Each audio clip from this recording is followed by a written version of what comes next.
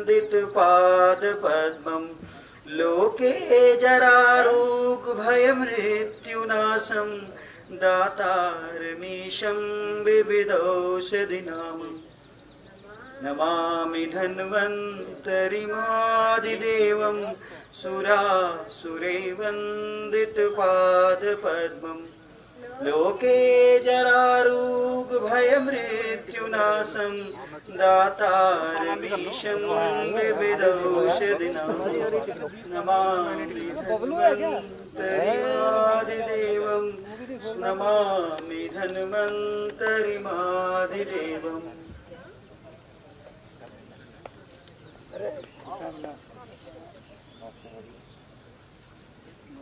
Madam वहाँ से तो जाओ आप। हाँ गुड गुड कर रोशन यहाँ ला इधर। अरे मैट सरका दो नहीं तो कोई और आ जाए। लास्ट वाला है यार उधर सीएम साहब करेंगे। दीप प्रज्वलन एवं धन्वंतरी वंदना के पश्चात कार्यक्रम को आगे बढ़ाते हुए मैं सभी हमारे अतिथियों से अनुरोध करूंगा कि वो पुनः मंच पर अपना स्थान ग्रहण करें।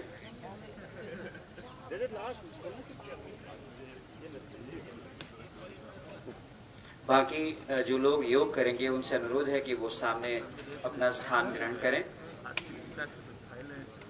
अब इसी क्रम में अतिथियों के सम्मान का कार्यक्रम है।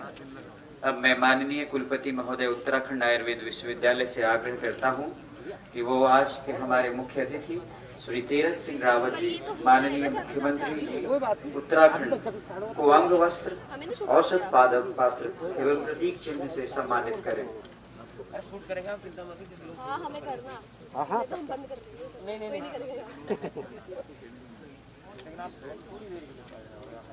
नहीं माननीय कुलपति महोदय उत्तराखंड आयुर्वेद विश्वविद्यालय, आज के हमारे मुख्य अतिथि श्री तीरथ सिंह रावत, माननीय मुख्यमंत्री उत्तराखंड का स्वागत करते हुए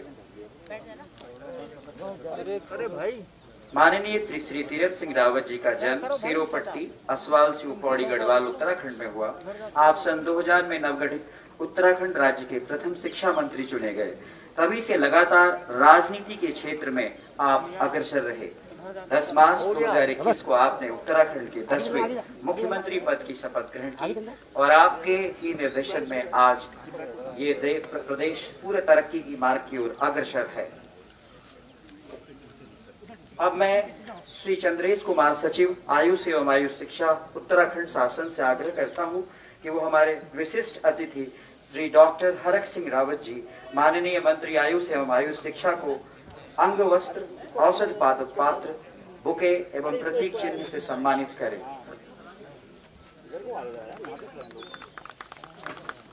आप सभी तालियों से इस परंपरा को आगे बढ़ाएं, स्वागत की परंपरा को। माननीय डॉक्टर हरक सिंह रावत जी का जन्म पौड़ी में हुआ। सन 1991 में आपने पौड़ी से विधानसभा चुनाव को जीता। तब से आप राजनीति के क्षेत्र में अग्रसर रहे हैं। सन 2017 में आपने कोटद्वार उत्तराखंड से विधानसभा का गठन किया और 2012 में रुद्रप्रयाग से आप कैबिनेट मंत्री के रूप में नामित हुए। आपके इस विजन के साथ हमारा आयुष एवं आयुष शिक्षा विभाग आज निरंतर तरक्की कर रहा है। इस कार्यक्रम में आपका बहुत बहुत स्वागत है। अब मैं इसी कार्यक्रम में आगे बढ़ाते हुए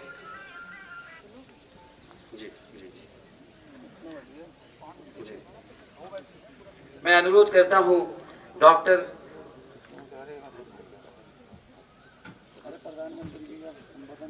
अब मैं अनुरोध करता हूं कि हमारे निदेशक महोदय बुके से हमारे सचिव चंद्रेश यादव जी का स्वागत और अभिनंदन करेंगे। और अपने मरीजों को जल्दी स्वस्थ करने में इसका उपयोग भी किया। माननीय प्रधानमंत्री जी का बहुत प्रारंभ हो चुका है। अस्पतालों से ऐसी कितनी तस्वीरें जहाँ डॉक्टर नर्सेस मरीजों को योग सिखा रहे हैं, तो कहीं मरीज अपना अनुभव साझा कर रहे हैं। प्राणायाम, अनुलोम विलोम जैसी ब्रीथिंग एक्सरसाइज से हमारे रेस्पिरेटरी सिस्टम को कितनी ताकत मिलती है, ये भी दुनिया के विशेषज्ञ खुद बता रहे हैं। साथियों, महान तमिल संत श्री तिरुवल्लुवर जी ने कहा, नोई नाड़ी नोई मुद्दै नाड़ी अदो तनिक्कुम वायनाड़ी वाय पच्चयल। अगर कोई बीमारी है उसे डायग्नोज करो, उसकी जड़ तक जाओ, बीमारी की वजह क्या है ये पता करो, फिर उसका इलाज सुनिश्चित करो। योग यही रास्ता दिखाता है। आज मेडिकल साइंस भी उपचार के साथ साथ हीलिंग पर भी उतना ही बल देता है, और योग हीलिंग प्रोसेस में उपकारक है। मुझे संतोष है कि आज योग के इस पहलू पर दुनिया भर में के विशेषज्ञ अनेक प्रकार के साइंटिफिक रिसर्च भी कर रहे हैं, उस पर काम कर रहे हैं। साथियों, कोरोना काल में योग से हमारे शरीर को होने वाले फायदों पर, हमारी इम्यूनिटी पर पड़ने वाले सकारात्मक प्रभावों पर कई स्टडीज हो रही है। आजकल हम देखते हैं कई स्कूलों में ऑनलाइन क्लासेस की शुरुआत में 10-15 मिनट बच्चों को योग प्राणायाम कराया जा रहा है। ये कोरोना से मुकाबले के लिए भी बच्चों की शारीरिक रूप में तैयारी कर रहा है। साथियों, भारत के ऋषियों ने हमें सिखाया है, व्यायामात लभते स्वास्थ्य, दीर्घ आयुषम बलम सुखम, आरोग्यम परमम भाग्यम, स्वास्थ्यम सर्वार्थ साधनम। अर्थात योग व्यायाम से हमें अच्छा स्वास्थ्य मिलता है, सामर्थ्य मिलता है और लंबा सुखी जीवन मिलता है। हमारे लिए स्वास्थ्य ही सबसे बड़ा भाग्य है, और अच्छा स्वास्थ्य ही सभी सफलताओं का माध्यम है। भारत के ऋषियों ने, भारत ने जब भी स्वास्थ्य की बात की है तो इसका मतलब केवल शारीरिक स्वास्थ्य नहीं रहा है। इसलिए योग में फिजिकल हेल्थ के साथ साथ मेंटल हेल्थ पर इतना जोर दिया गया है। जब हम प्राणायाम करते हैं, ध्यान करते हैं, दूसरी यौगिक क्रियाएं करते हैं, तो हम अपनी अंतर चेतना को अनुभव करते हैं। योग से हमें ये अनुभव होता है कि हमारी विचार शक्ति, हमारा आंतरिक सामर्थ्य इतना ज्यादा है कि दुनिया की कोई परेशानी, कोई भी नेगेटिविटी हमें तोड़ नहीं सकती। योग हमें स्ट्रेस से स्ट्रेंथ की ओर और नेगेटिविटी से क्रिएटिविटी का रास्ता दिखाता है।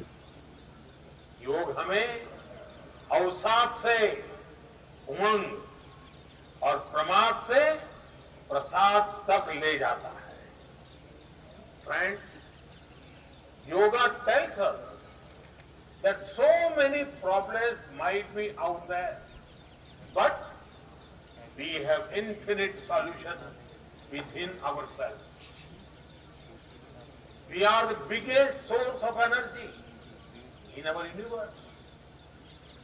We do not realize this energy because of the many divisions that exist.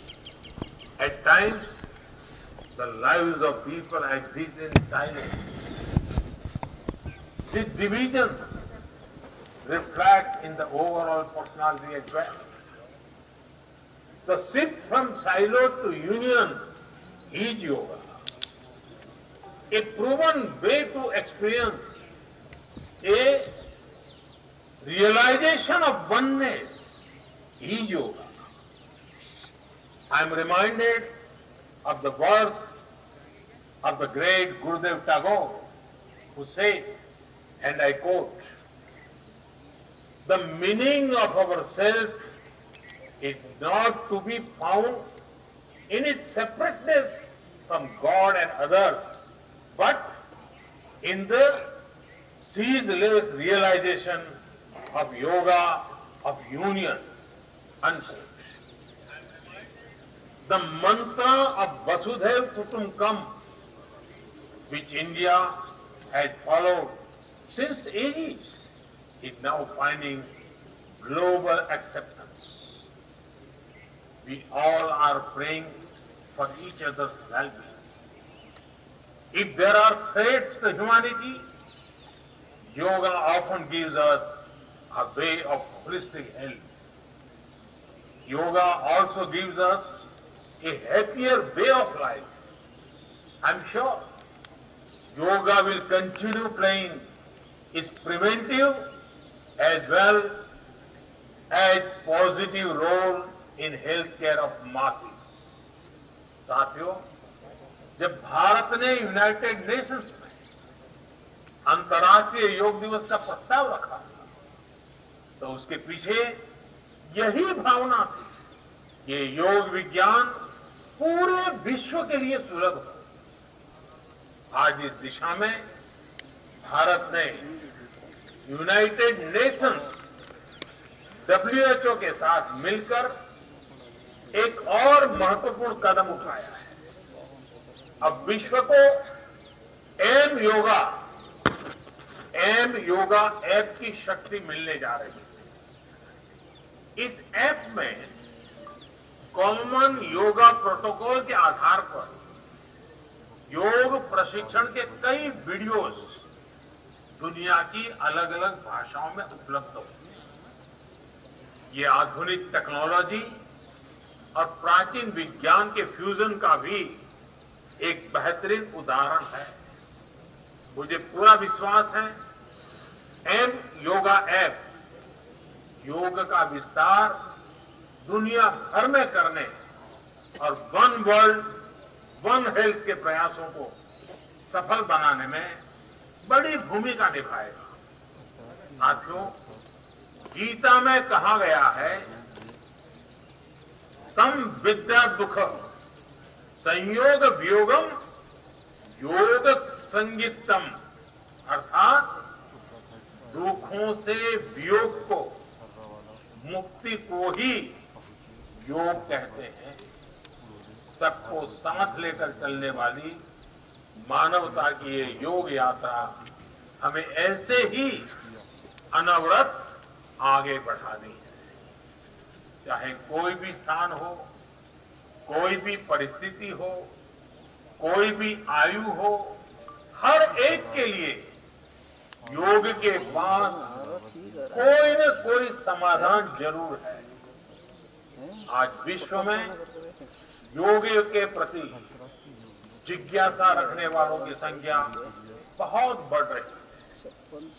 देश विदेश में योग प्रतिष्ठानों की संख्या में भी वृद्धि हो रही है। ऐसे में योग का जो मूलभूत तत्व ज्ञान है, मूलभूत सिद्धांत है, उसको कायम रखते हुए योग जन जन तक पहुंचे, अविरत पहुंचे, निरंतर पहुंचे, ये कार्य आवश्यक है। और ये कार्य योग से जुड़े लोगों को, योग के आचार्यों को, योग के प्रचारकों को साथ मिलकर करना चाहिए। हमें खुद भी योग का संकल्प लेना है और अपनों को भी इस संकल्प से जोड़ना है। योग से सहयोग तक ये मंत्र हमें एक नए भविष्य का मार्ग दिखाएगा, मानवता को सशक्त करेगा।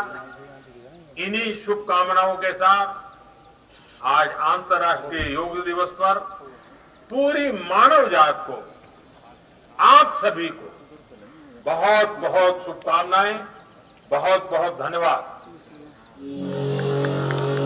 माननीय प्रधानमंत्री जी के उद्बोधन के दौरान हम इस कार्यक्रम को आगे बढ़ाते हुए अब मैं डॉक्टर MP सिंह, निदेशक आयुर्वेद एवं यूनानी सेवाएं, उत्तराखंड से आग्रह करता हूं कि वो हमारे माननीय कुलपति महोदय प्रोफेसर सुनील कुमार जोशी जी, माननीय कुलपति उत्तराखंड आयुर्वेद विश्वविद्यालय को औषध पादप पात्र एवं प्रतीक चिन्ह से सम्मानित करेंगे।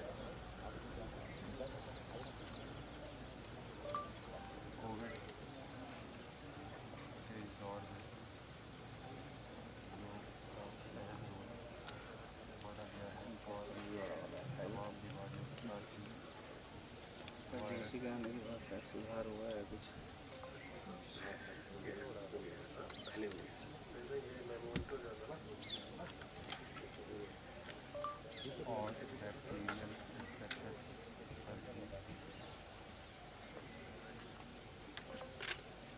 इसी को आगे बढ़ाते हुए इसी क्रम को अब मैं प्रोफेसर उत्तम कुमार शर्मा, कुल सचिव उत्तराखंड आयुर्वेद विश्वविद्यालय से आग्रह करता हूं कि वो हमारे श्री चंद्रेश कुमार, सचिव आयुष एवं आयुष शिक्षा, उत्तराखंड शासन को औषध पादप पात्र प्रतीक चिन्ह से सम्मानित करेंगे।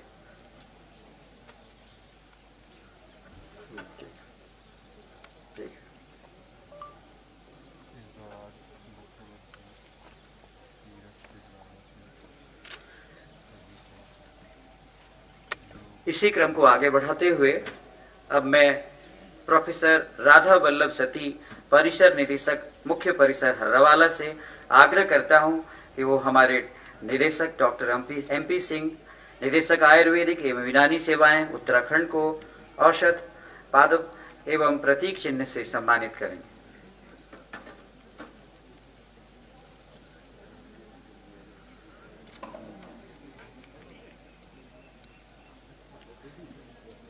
इसी क्रम को आगे बढ़ाते हुए अब मैं डॉक्टर मिथिलेश कुमार, जिला आयुर्वेद यूनानी अधिकारी देहरादून से अनुरोध करता हूं कि वो जिलाधिकारी देहरादून डॉक्टर आशीष श्रीवास्तव जी का स्वागत करेंगे।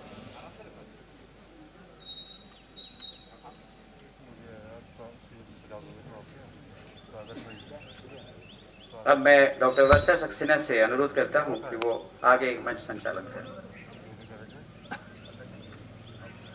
धन्यवाद सर।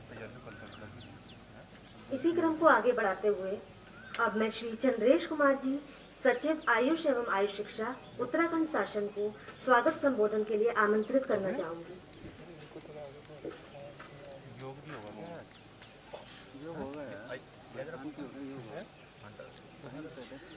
आज 7वें अंतर्राष्ट्रीय योग दिवस के अवसर पर इस कार्यक्रम में उपस्थित माननीय मुख्यमंत्री जी श्री तीरथ सिंह रावत जी, माननीय आयुष एवं आयुष शिक्षा मंत्री श्री हरक सिंह रावत जी, जिलाधिकारी देहरादून आशीष श्रीवास्तव जी, माननीय कुलपति महोदय श्री सुनील कुमार जोशी जी, डायरेक्टर आयुर्वेद शिक्षा आयुर्वेद विभाग श्री MP सिंह जी और उपस्थित समस्त इस विश्वविद्यालय परिवार के सदस्यगण, पत्रकार बंधु, मीडिया से जुड़े हुए लोग, सर्वप्रथम मैं अंतर्राष्ट्रीय योग दिवस की आप सभी लोगों को शुभकामनाएं देता हूं, बधाई देता हूं। 27 सितंबर 2014 वो ऐतिहासिक दिन था जब माननीय प्रधानमंत्री जी ने संयुक्त राष्ट्र संघ की महासभा में 21 जून से अंतर्राष्ट्रीय योग दिवस मनाने की बात कही थी। तब से 7 साल हो गए हैं। हमने प्रयास किया है, राज्य सरकार ने भी उत्तराखंड में प्रयास किया है कि हम माननीय प्रधानमंत्री जी के रास्ते पर आगे बढ़ते हुए अपने इस राज्य को आयुष प्रदेश के रूप में ढालें और देश की और विश्व की एक योगा कैपिटल के रूप में स्थापित करें। इसमें हम प्रयास कर रहे हैं और मुझे उम्मीद है कि उत्तराखंड राज्य सरकार के प्रयासों से जिस तरह से हम लोग इसमें आगे बढ़ रहे हैं इसमें सफल होंगे और पूरे विश्व मानचित्र पर उत्तराखंड को एक योगा कैपिटल के रूप में स्थापित करने में सफल होंगे। एक बार पुनः मैं माननीय मुख्यमंत्री जी का और माननीय मंत्री जी का इस कार्यक्रम में अपना बहुमूल्य समय देने के लिए उनका स्वागत करता हूं, अभिनंदन करता हूं। जय हिंद, जय भारत। धन्यवाद सर। अब कार्यक्रम को आगे बढ़ाते हुए मैं प्रोफेसर सुनील जोशी जी, माननीय कुलपति महोदय, उत्तराखंड आयुर्वेद विश्वविद्यालय को योग दिवस की भूमिका के लिए आमंत्रित करना चाहूंगी।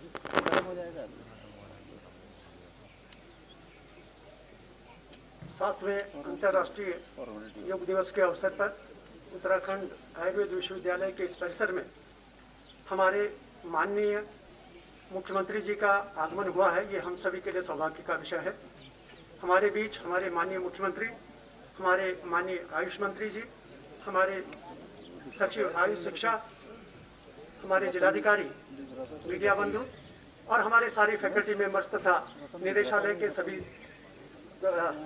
गणमान्य हमारे सदस्यगण, ये हम सभी के लिए सौभाग्य का विषय है कि हम आज 7वें अंतर्राष्ट्रीय दिवस पर यहाँ उपस्थित हुए हैं। जैसा कि हमारी सरकार का संकल्प है कि ये पूरा प्रदेश आयुष प्रदेश के नाम से हमारा जाना जाता है और योग की राजधानी के रूप में भी जाना जाता है। तो इसके लिए आयुष विभाग के द्वारा जो प्रयास हो रहे हैं उसमें एक कड़ी के रूप में हम लोग आज एक नया पुष्प जोड़ने जा रहे हैं। अभी हम लोगों ने बोर्ड ऑफ स्टडीज के माध्यम से विभिन्न प्रकार के कोर्सों को स्थापित किया है और मैं माननीय मुख्यमंत्री जी और माननीय आयुष मंत्री जी की उपस्थिति में ये घोषणा करता हूं कि आज से हम लोग अपने विश्वविद्यालय में सर्टिफिकेट कोर्स, डिप्लोमा कोर्स और पोस्ट ग्रेजुएट डिप्लोमा कोर्स प्रारंभ करने जा रहे हैं। ये हम सभी के लिए गर्व का विषय है। आप जैसे सभी जानते हैं कि योग की महत्ता आज कोरोना के काल में सबको पता चली है। पूरे देश में और पूरे विश्व में आज आयुर्वेद और योग के विषय में लोगों का कहना है कि हम कोरोना में यदि बचे हैं तो इन वैदिक चिकित्सा पद्धतियों की वजह से भी बचे हैं। हम योग के माध्यम से परिस्थितियों को तो नहीं बदल सकते, लेकिन योग के अनुशीलन से जो प्रतिक्रिया उत्पन्न होती है उससे हम परिणामों को जरूर बदल सकते हैं। How to react, it is very important and the every person who is doing the yoga he knows how to react with the situation. तो योग के विषय में आज हम पूरा देश हमारी तरफ देख रहा है, पूरे भारतवर्ष की तरफ देख रहा है और एक ऐसा अवसर हम लोगों के पास आया है कि आज विश्व को पुनः चिकित्सा के क्षेत्र में, चाहे शारीरिक स्वास्थ्य हो, मानसिक स्वास्थ्य हो और आध्यात्मिक स्वास्थ्य हो, उसके क्षेत्र में हम लोग विश्व गुरु बना सकते हैं। इन्हीं शब्दों के साथ आप सभी का हृदय से बहुत बहुत आभार, बहुत बहुत धन्यवाद और अंतर्राष्ट्रीय योग दिवस की बहुत बहुत शुभकामनाएं। नमस्कार। धन्यवाद सर। आज 21 जून 2021 सोमवार को हम सब मिलकर यहाँ पर अंतर्राष्ट्रीय योग दिवस मना रहे हैं। आप सबसे अनुरोध है कि आप सब लोग यहाँ पर आसन ग्रहण करिए। आइए हम सब मिलकर सामान्य योग का अभ्यास करते हैं। अब मैं इसके आगे डॉक्टर मन्नत मारवा जी को बुलाना चाहूंगी कि वो आगे का योग अभ्यास करें।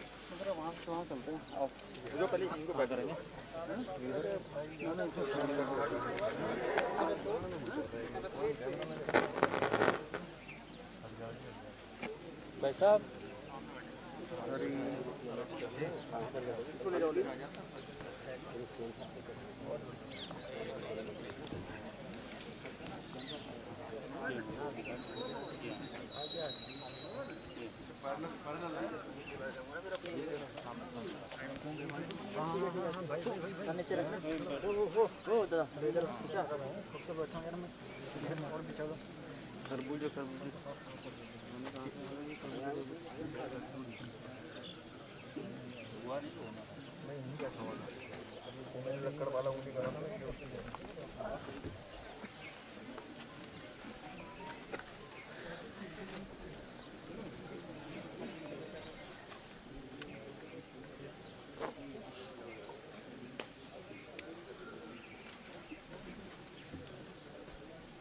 नमस्कार। कृपया आप सब अपने आसन पर खड़े हो जाएं। थोड़ा पीछे से हट जाइए।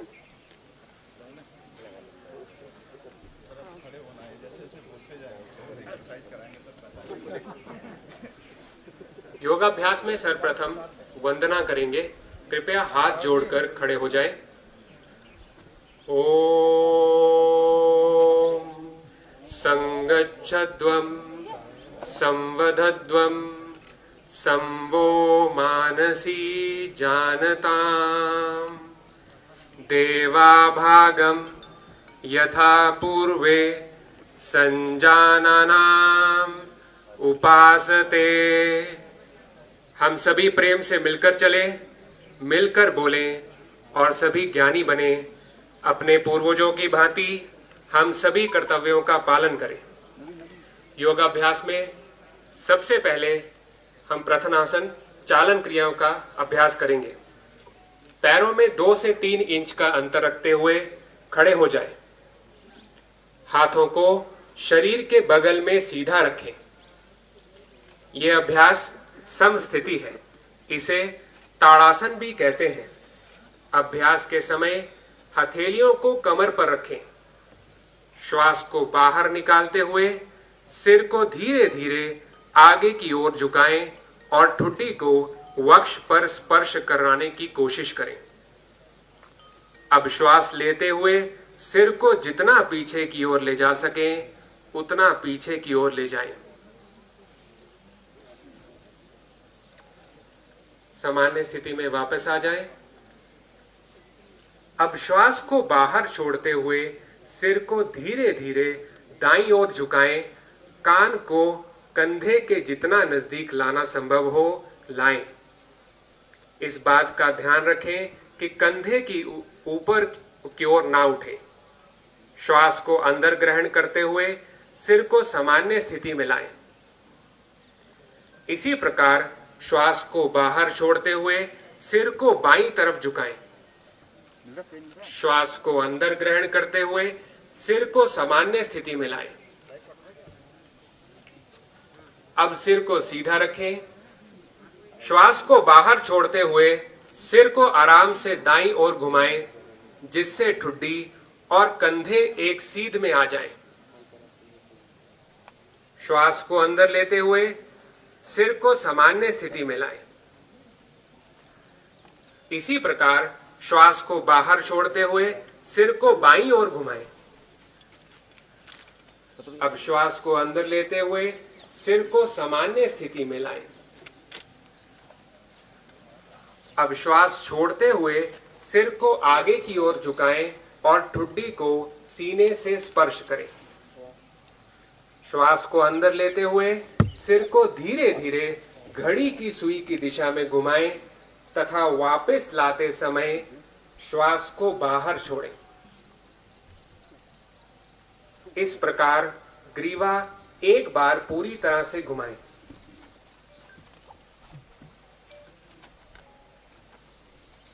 तत्पश्चात ग्रीवा को घड़ी की विपरीत दिशा में घुमाएं।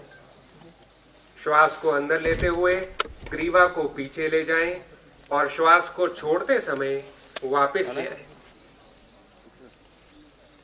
अगला आसन है स्कंद चालन। पैरों को एक साथ मिलाकर एवं शरीर को सीधा रखें तथा बाहें शरीर के साथ लगाकर रखें। श्वास को अंदर लेते हुए बगल से अपनी दोनों भुजाओं को सिर से ऊपर उठाएं। हथेलियां ऊर्ध्व दिशा में हो।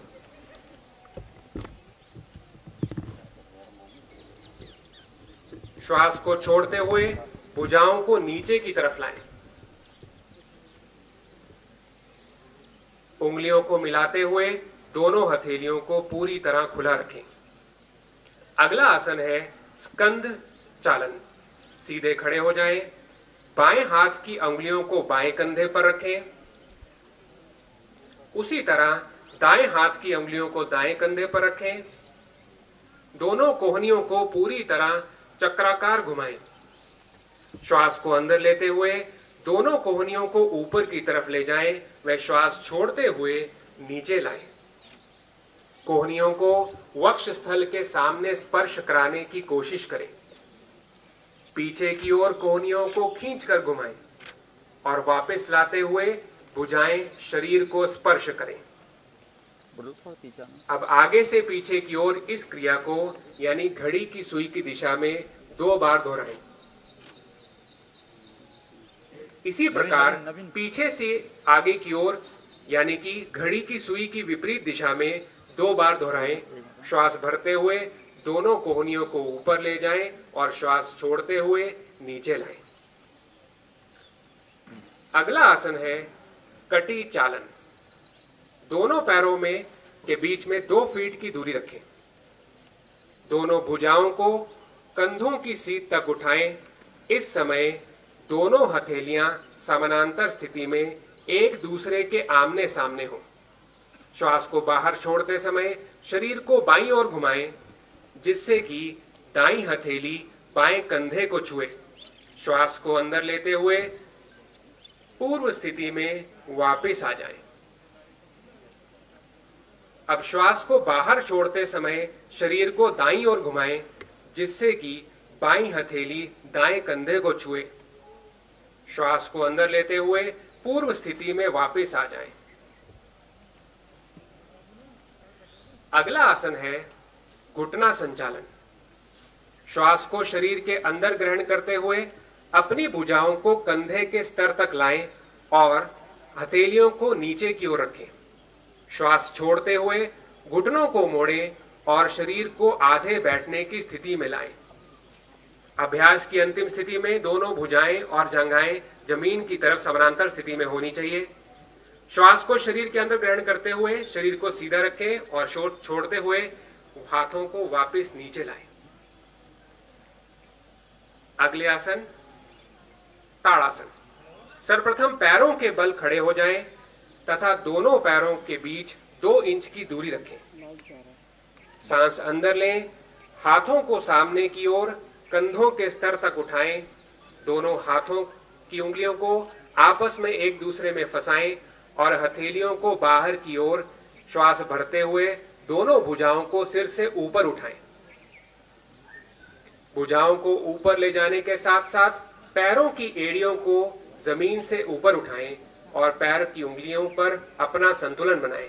इस स्थिति में 10 सेकंड तक रहें। एड़ियों को वापस जमीन पर लाएं। श्वास छोड़ते हुए हाथ की उंगलियों को अलग अलग करें और भुजाओं को वापस लाएं। इसके बाद प्रारंभिक स्थिति में वापस आ जाएं। अगला आसन है वृक्षासन। वृक्षासन का अभ्यास करते समय सर्वप्रथम दोनों पैरों में 2 इंच का अंतर रखते हुए खड़े हो जाएं। आंखों के सामने किसी बिंदु पर ध्यान केंद्रित करें। श्वास को शरीर के बाहर छोड़ते हुए दाएं पैर को पकड़कर उसके पंजे को बाएं पैर की अंदरूनी जांघ पर रखें। एड़ी मूलाधार क्षेत्र यानी पेरिनियम से मिली होनी चाहिए। श्वास को शरीर के अंदर लेते हुए दोनों हाथों को ऊपर की ओर ले जाकर दोनों हथेलियों से नमस्कार मुद्रा में जुड़े। इस स्थिति में 10 सेकंड तक रहें। अब श्वास को शरीर के बाहर छोड़ते हुए हाथों को नीचे लाएं और पैरों को पूर्व अवस्था में वापस ले आएं। शरीर को शिथिल करते हुए इस आसन का अभ्यास पुनः बाएं पैर से भी करें।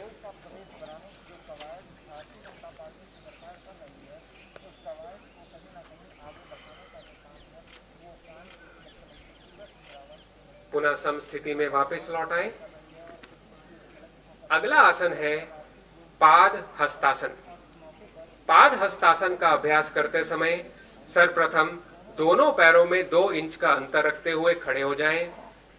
धीरे धीरे श्वास को शरीर के अंदर खींचते हुए हाथों को ऊपर की ओर ले जाना चाहिए। कटी भाग से शरीर को ऊपर की ओर ले जाएं। श्वास छोड़ते हुए आगे की ओर झुके जब तक हथेलियां जमीन को स्पर्श न करें। कमर को खींचते हुए जितना संभव हो सीधा रखने का प्रयास करें। इस स्थिति में 10 सेकंड तक रुकें। इस आसन का अभ्यास करते समय अपनी क्षमता के अनुसार ही झुकना चाहिए। श्वास को भरते हुए धीरे धीरे हाथों को सिर के ऊपर तक खींचकर रखना चाहिए और श्वास को शरीर के बाहर छोड़ते हुए धीरे धीरे विपरीत क्रम में वापस आए। अगला आसन है अर्ध चक्रासन। पैरों के बीच 2 इंच की दूरी रखकर खड़े हो जाएं। दोनों हाथों की उंगलियों से कमर को बगल से पकड़ें। कोहनियों को समानांतर रखने का प्रयास करें। सिर को पीछे की ओर झुकाते हुए ग्रीवा की मांसपेशियों को खींचना चाहिए। श्वास लेते हुए कटी भाग से पीछे की ओर झुकना चाहिए। श्वास को बाहर छोड़ते हुए शिथिल होना चाहिए। अब श्वास को अंदर खींचते हुए धीरे धीरे प्रारंभिक अवस्था में वापस लौट आए। अगला आसन है त्रिकोणासन। त्रिकोणासन के अभ्यास के समय दोनों पैरों को 3 फुट तक फैलाकर आराम से खड़ा होना चाहिए। दोनों हाथों को बगल से कंधों के स्तर तक धीरे धीरे उठाएं। दाएं पैर के पंजे को दाईं तरफ मोड़ें। श्वास को शरीर से बाहर छोड़ते हुए धीरे धीरे दाईं तरफ झुकना चाहिए। झुकने के बाद दाएं हाथ की उंगलियों को पीछे की ओर रखना चाहिए। बाएं हाथ को सीधे ऊपर की ओर रखते हुए दाएं हाथ की सीध में लाना चाहिए। तत्पश्चात बाएं हथेली को आगे की ओर लाना चाहिए। सिर को घुमाते हुए बाएं हाथ की बीच वाली उंगली को देखना चाहिए। अब श्वास को शरीर के अंदर लेते हुए धीरे धीरे प्रारंभिक अवस्था में वापस लौट आए। इस आसन को दूसरी ओर से भी करना चाहिए।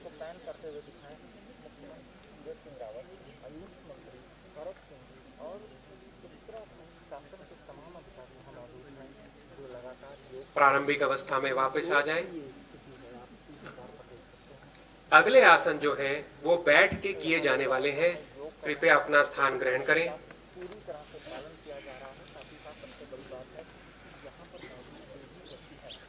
इनमें प्रथम आसन है भद्रासन। दोनों पैरों को सामने की ओर खींचते हुए सीधा बैठें।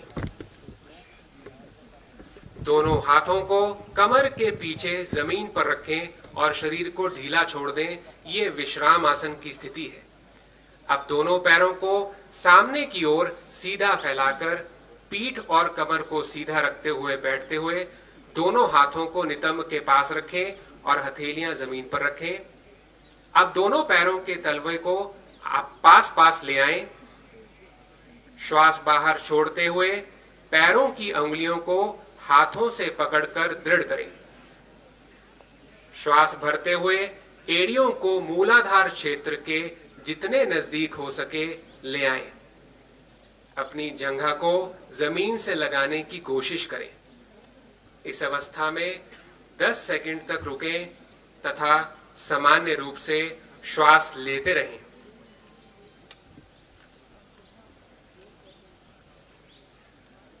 पुनः विश्राम आसन की स्थिति में वापस लौट आए। अगला आसन है वज्रासन। दोनों पैरों को फैलाकर बैठ जाइए। हाथ आपके शरीर के बगल में हो, आपकी हथेलियां जमीन पर हो, अंगुली सामने की दिशा की ओर इशारा करती हो। दाहिने पैर को घुटने से मोड़ लें। पंजों को नितंब के नीचे दबाकर बैठ जाएं। इसी तरह बाएं पैर को भी घुटने से मोड़ते हुए ऐसे बैठें कि पंजे बाएं नितंब के नीचे हो। पैर का अंगूठा मिला रहेगा, एड़ी फैली रहेगी। नितंब एड़ियों के ऊपर होने चाहिए। बाएं हाथ को क्रमशः बाईं ओर, दाएं हाथ को दाहिनी घुटने पर रखें। मेरुदंड को सीधा रखें और सामने की ओर देखते रहें। प्रारंभिक स्थिति में आने के लिए दाहिनी ओर थोड़ा झुककर अपने बाएं पैर को निकालें और उसे सीधा करें। इसी तरह अपने दाहिने पैर को निकालकर उसे सीधा कर लें और विश्राम आसन की स्थिति में रहें। अगला आसन है अर्ध ऊष्ट्रासन। सर्वप्रथम विश्राम आसन में बैठ जाएं। पैरों को मोड़ते हुए वज्रासन में आए। प्रथम वज्रासन में आए। अब घुटनों पर खड़े हो जाएं। हाथों को नितंब पर इस प्रकार रखें कि अंगुलियां जमीन की ओर हों। कहुनियां एवं कंधों को समानांतर रखें। अब सिर को पीछे की तरफ झुकाते हुए ग्रीवा की मांसपेशियों को खींचें। श्वास अंदर खींचें एवं धड़ को जितना संभव हो सके झुकाएं। सामान्य रूप से श्वास लेते हुए 10 सेकंड तक इस स्थिति में रुकें। अब श्वास अंदर खींचते हुए सामान्य अवस्था में वापस लौटते हुए वज्रासन में बैठ जाएं। अगला आसन है ऊष्ट्रासन। घुटनों और पंजों के बीच कुछ इंच की दूरी रखते हुए घुटनों के बल खड़े हो जाएं।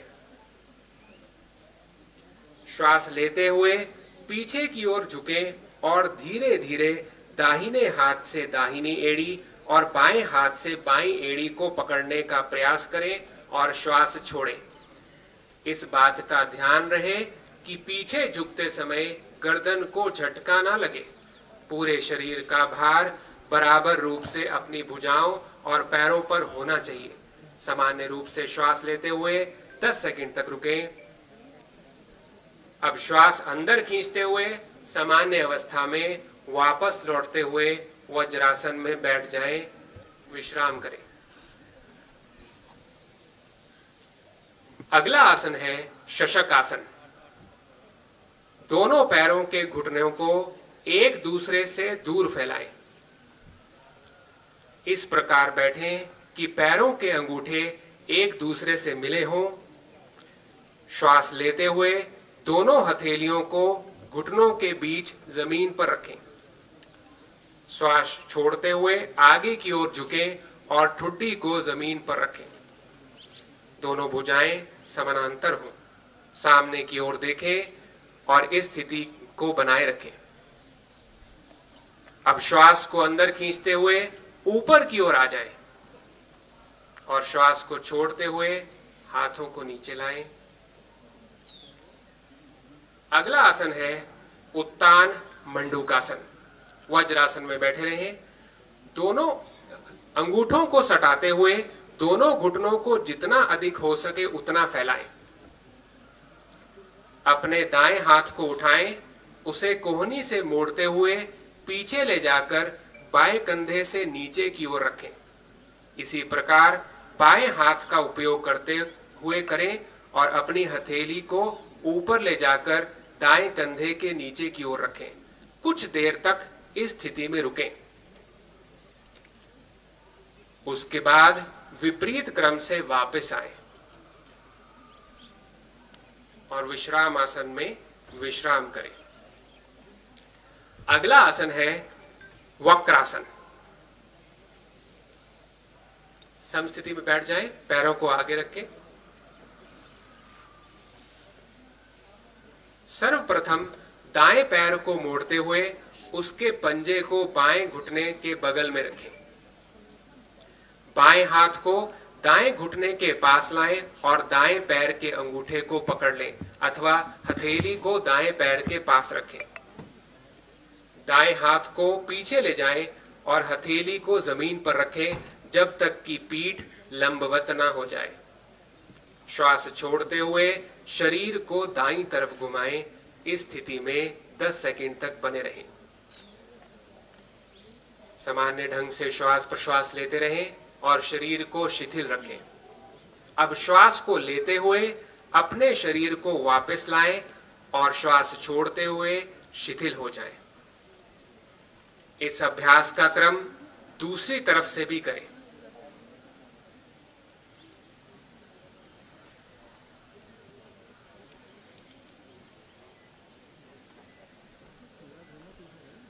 सामान्य स्थिति में धीरे धीरे वापस लौट आए।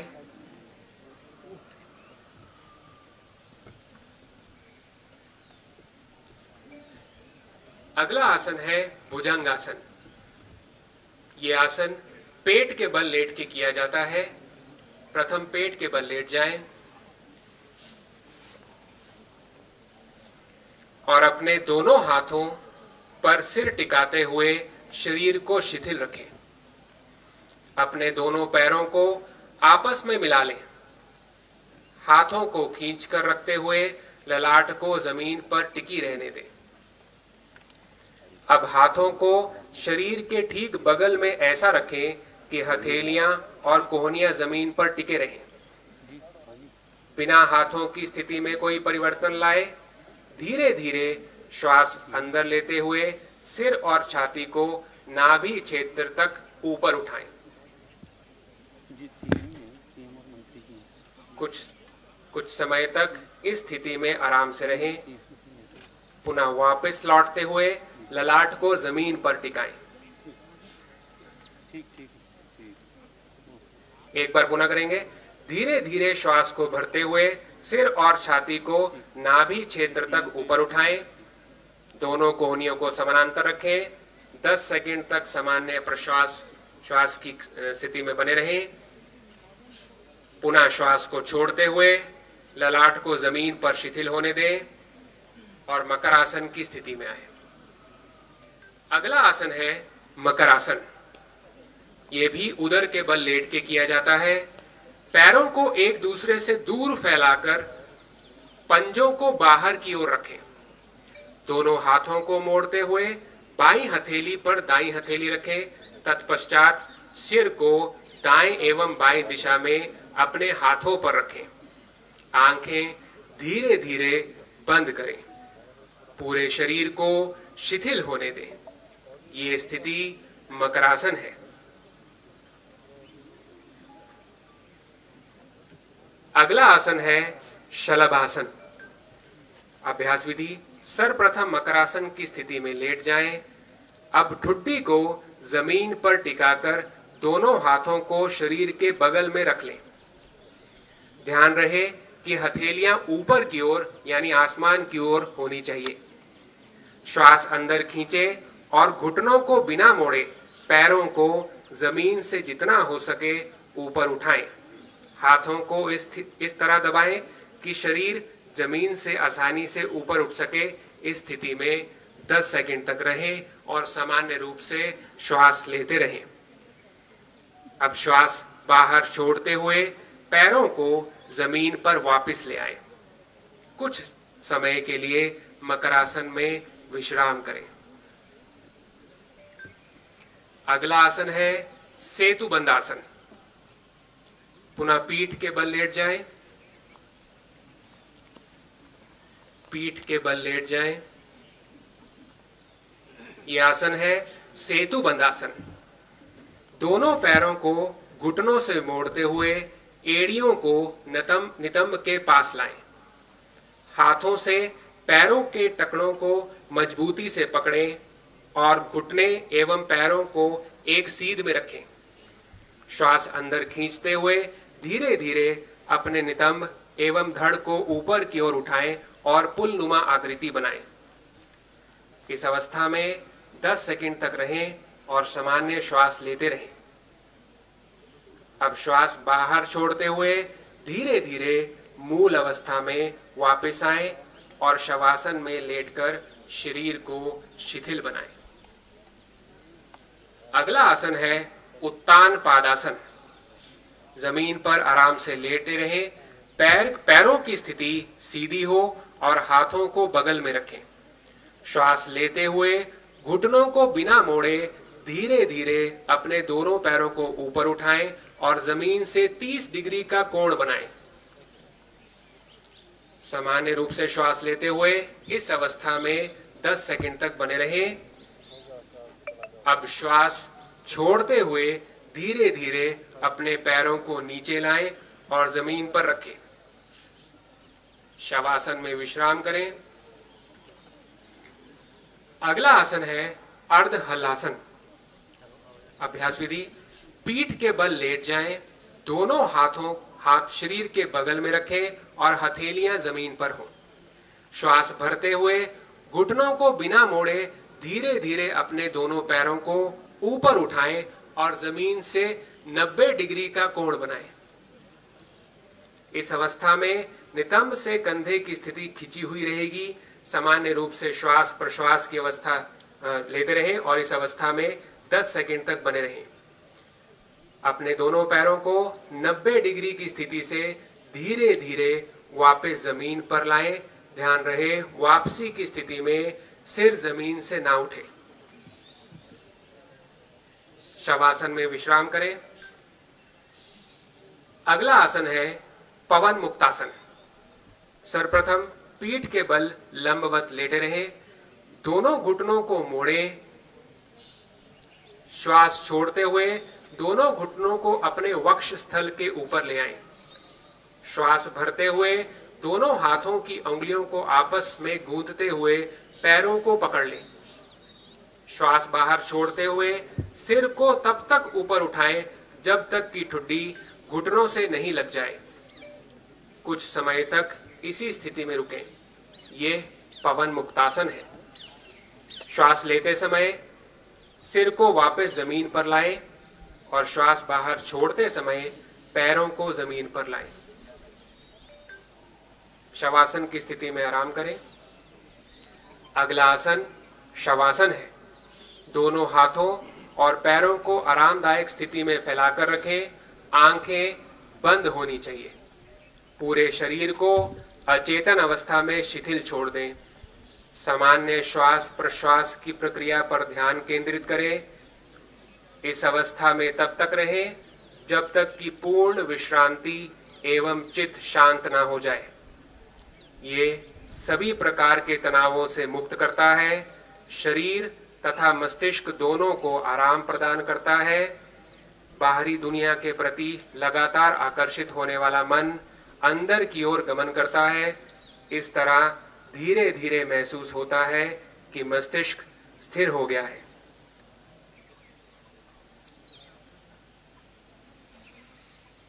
आसन की समाप्ति पर अब हम क्रियाभ्यास करेंगे। कृपया बैठ जाएं। इन क्रियाभ्यास में सर्वप्रथम कपालभाति है। किसी भी आरामदायक स्थिति में बैठ जाएं। अपनी आंखें बंद करके पूरे शरीर को शिथिल कर लें। दोनों नासिका रंध्रों से गहरी सांस लें और वक्ष स्थल को फैलाएं। उदर की निचली मांसपेशियों को दबाव पूर्वक अंदर बाहर करते हुए श्वास छोड़ें और ग्रहण करें। आपको सक्रियता पूर्वक श्वास बाहर छोड़ना और निष्क्रियता पूर्वक उच्छ्वास करना है। 30 बार करेंगे।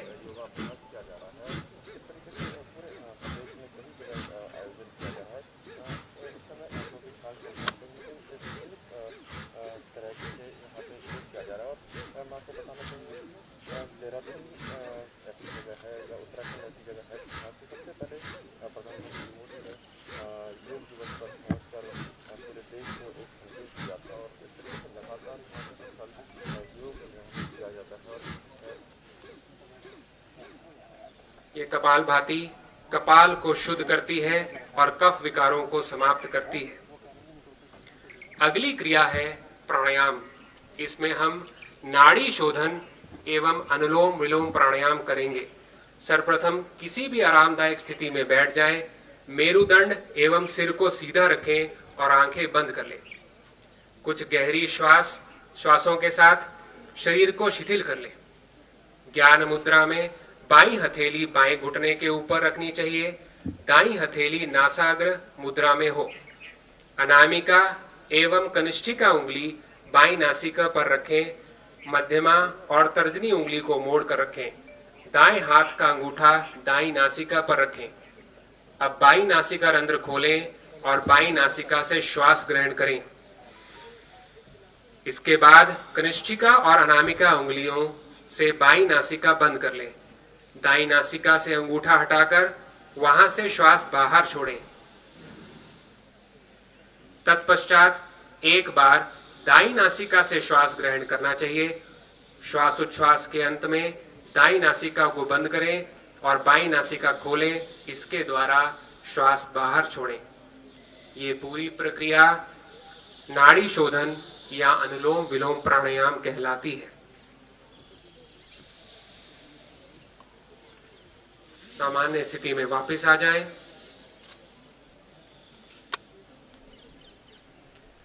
अगली क्रिया है शीतली प्राणायाम।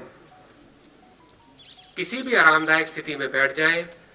ज्ञान मुद्रा अथवा अंजलि मुद्रा की अवस्था में अपने हाथों को घुटनों पर रख लें।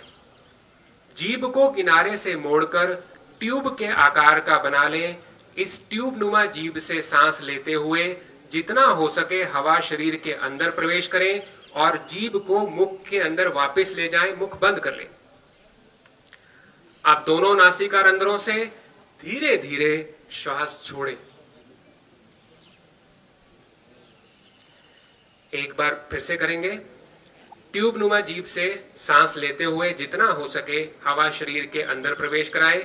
जीभ को मुख के अंदर वापस ले जाएं और मुख बंद कर लें और दोनों नासिका रंध्रों से धीरे धीरे श्वास छोड़ें। ये शीतली प्राणायाम है। अगली क्रिया है भ्रामरी प्राणायाम। सर्वप्रथम किसी भी आरामदायक स्थिति में बैठ जाएं और आंखें बंद कर लें। नासिका के द्वारा एक लंबा गहरा श्वास लें। अंगूठों से कर्ण छिद्र बंद कर लें। तर्जनी उंगली को आंखों से कानों पर रखें और दोनों मध्यमा उंगली को नासारंध्रों पर रखें।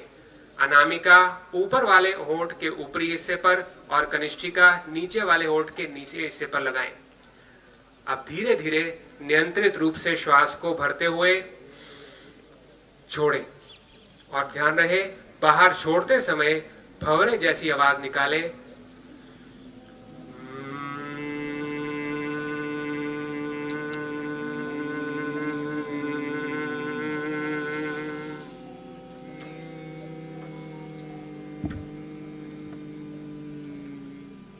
एक बार फिर से श्वास भरेंगे।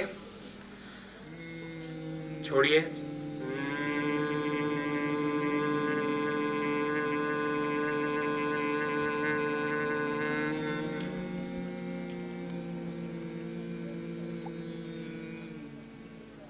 सामान्य स्थिति में वापस लौट आए। अगला है ध्यान।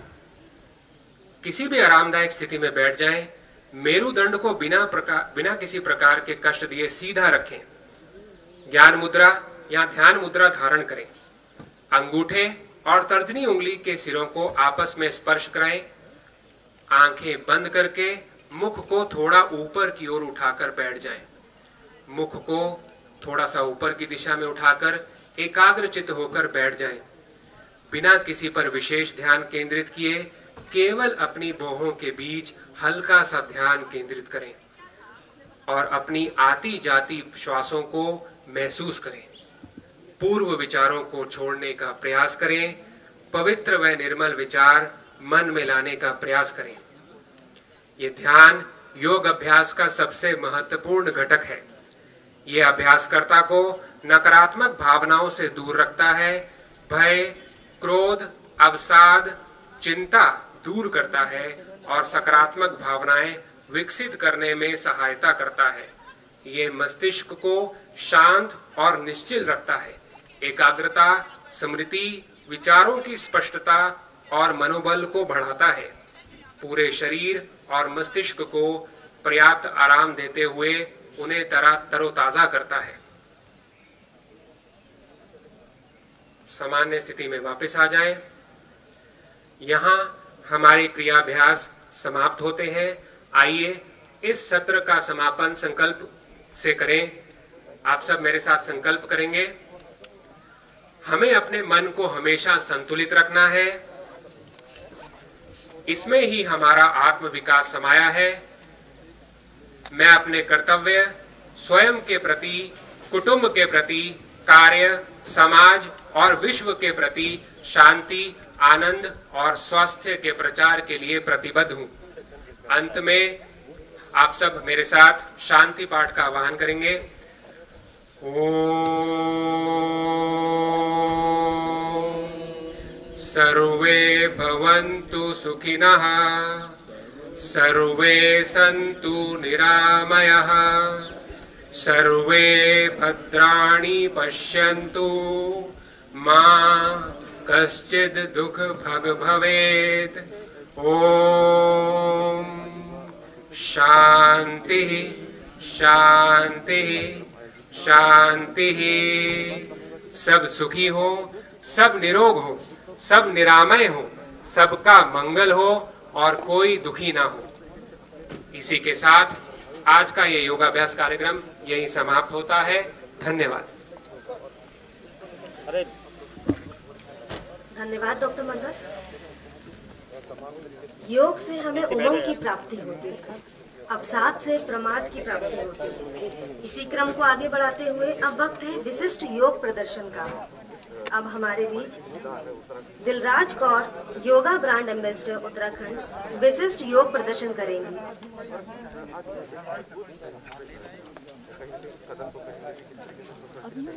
मैं अपने अतिथियों से विनम्र निवेदन करूंगी कि मंच आसीन